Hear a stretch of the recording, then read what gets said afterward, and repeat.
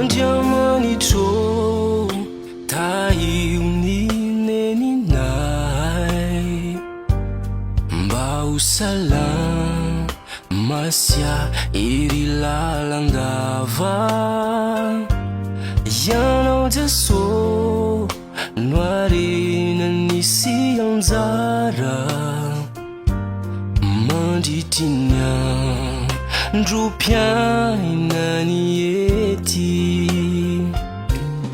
tolorisay nasyevitra avy aminao ny neninay aefasoa matsara ireo andy dia antrano sy fanompona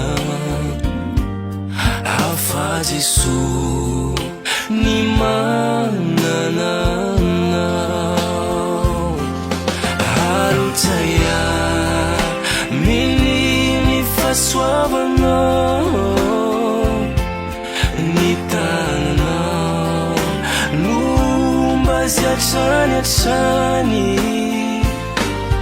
matoky anao zay fa manana piay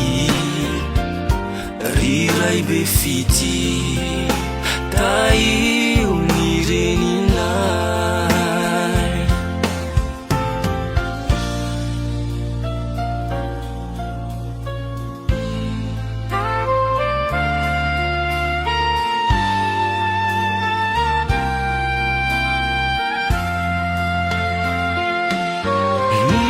nianatrao rinenino maendry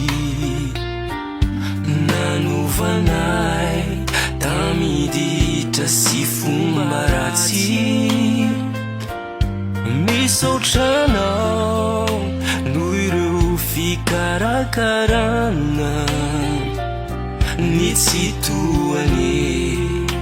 hitay hatrany anao harotaia mininy fahasoavanao ny tananao no mba zy hatrany matoky anao zay fa manana piay riray be fity taio